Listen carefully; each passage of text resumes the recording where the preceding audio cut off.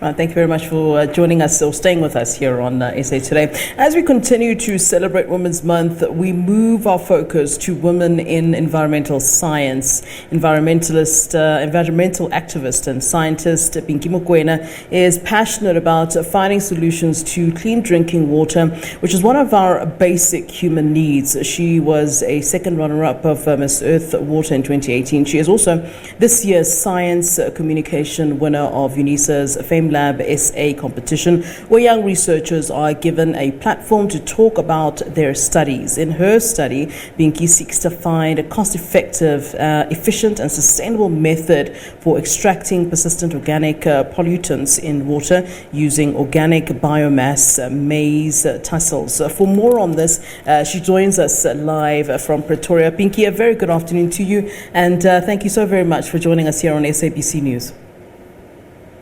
Sure. Hi, Flo. Thank you so much for having me. Well, as a start, I mean, not many women and young women, I might add, are necessarily attracted to this field that you're in. Are things changing in this field, and what sparked your actual interest in environmental science? Sure. I definitely think that things are changing in this space. For one, in my class, when I was studying in undergrad, a majority of the people undertaking this course were female. But personally, for me, I think it starts with childhood, right? The kind of things that fascinate us when we're children and how we love them. And as I grew to understand my world a little better, I realized that I have a passion for looking after the environment, or ensuring that it is at least sustainable, not only for us, but for future generations as well. So for me, I had to look at a career that I felt could align my passions with actually a vocation, and that's why I went for this particular field. Right, take us through the kind of work that you do. I mean, what does a typical day for Pinky entail? I know you have a particular interest in water, and I keep hearing that, the next world war will be about people fighting over water, and I wonder what, your input is to that kind of thought process. Sure, I like that. So on the typical day of Pinky Mokwena, currently I'm studying through a master's degree in water chemistry, as you've mentioned. But I think, so because water is such a scarce resource, and also that it affects so many different elements of a society, right? So we cannot grow economically, we cannot grow environmentally, and even with what we eat, there's nothing that can be done really without water. And because there's no new water being manufactured, we're basically reusing water that has existed for years. I think now more than ever, it's important for young people, females especially, to dive into this field, understanding that if we already create preventative measures, or measures that actually guard how we use our water, how we maintain the quality of our water, I think that spreads out the responsibility a bit more and curbs that possibility of a war over water. Because if little pieces of individuals exist in different parts of the world that are focused solely on ensuring that water quality is maintained, I think, again, it will affect whether or not we end up having a water war. I don't think it can happen because there's people like us that care about the field. But I think now more than ever, more people should be caring about it in the same way. And I'm glad that there are people like you, because, we hear every other day about global warming and climate change. And, so to some of us, those are just words. And, we don't really know, are we doing the right things to stop, the inevitable, really? What are your biggest concerns when you hear, the topic of global warming or climate change? And what's your sort of input when it comes to these issues? Sure. So the concept of global warming obviously stems from the fact that either people from the previous generation or the generation before were not really adopting the principles of sustainability in some of the ways that we innovatively developed our communities. And so I think that's part A of it, that it's not necessarily an issue that's starting with us. It's just that it's manifesting itself now.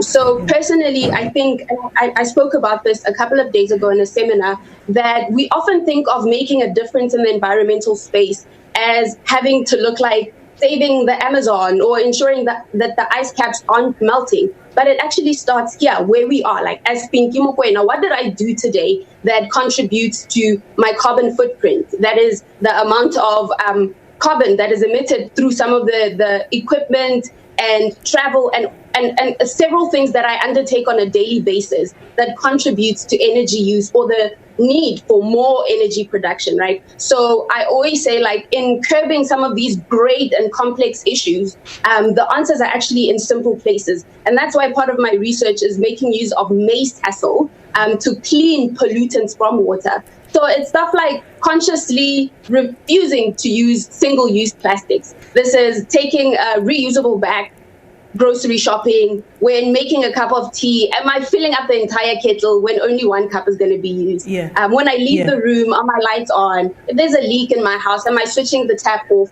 So it's simple practices that are mainly on the day-to-day, but that I feel contribute to the larger picture when they are neglected. All right. I'd like to hear more about this Mace Tassel to clean water. Please, can you clear that up for us? I mean, and explain that to me like I'm in primary school, because I have a suspicion you're going to give me a scientific answer here. But can you explain to us how this works? Okay, so as the winner of FameLab South Africa, you can count on the fact that it's not going to be super scientific.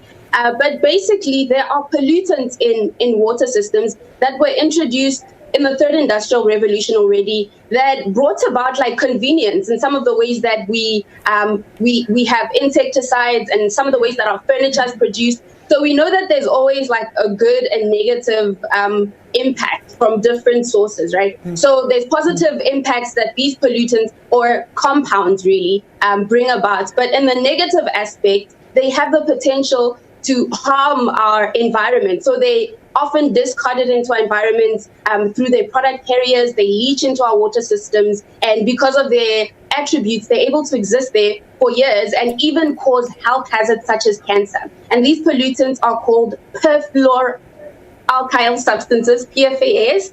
And so with Mace Tassel, the incredible thing is Mace Tassel has the attributes that are able to nullify the potency of these pollutants in water. And the incredible thing about it is that these pollutants can actually not be removed from our water systems using some of our current conventional techniques. So I think that's what makes it so interesting and so relevant for our times, that it's such a simple answer to a complex problem. I mean, what you're studying is really so important for the future. And I know that, young people now, as we're grappling with employment issues and so forth, are having to kind of look at sectors where, that aren't necessarily flooded, where they'll certainly have opportunities. And no doubt, I'd love to hear young people like yourself talking more on environmental issues and caring more about the environment as you do. How do we kind of encourage, and I know earlier you said that it's also about how you were brought up, what sector you kind of decide to go into, but how do we change this narrative that science might be boring or difficult and so forth, that some people have a perception of?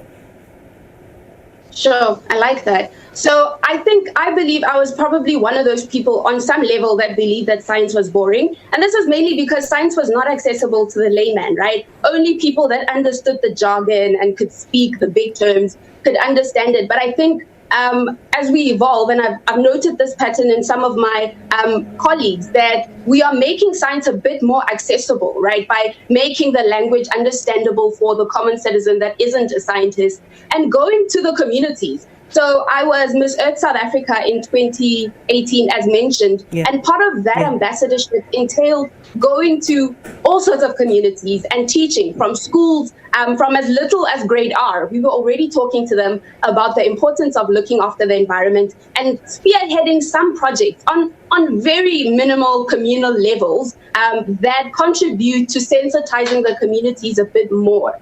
So I think it's about every adult, if we practice these things, if we know some of these things and we practice them in front of our kids, they practice them in front of their friends, and as a result, it ripples. So it's always, I think, a matter of reframing some of the ways we speak about science as adults. Like, we're the ones that are already discouraging the children without even noticing that that's what we're doing, because it intimidates us. So I think part of this generation of scientists, it's making science accessible, making it easy for everyone to understand. Because I believe actually that science is meant to serve the people, and if it can't, then we should just leave it. Yeah, it's been such a pleasure speaking to you, Pinky, and really your passion is so admirable. Thank you so very much for giving us your time on SABC News, and all the best to you in the work that you're doing. Thank you. Thank you so much. All right, that's Pinky Mokwena, environmental activist and scientist, as of course we continue with our focus on women as we sort of wrap up August Women's Month. All right, do stay with us. Headlines at the top of the hour.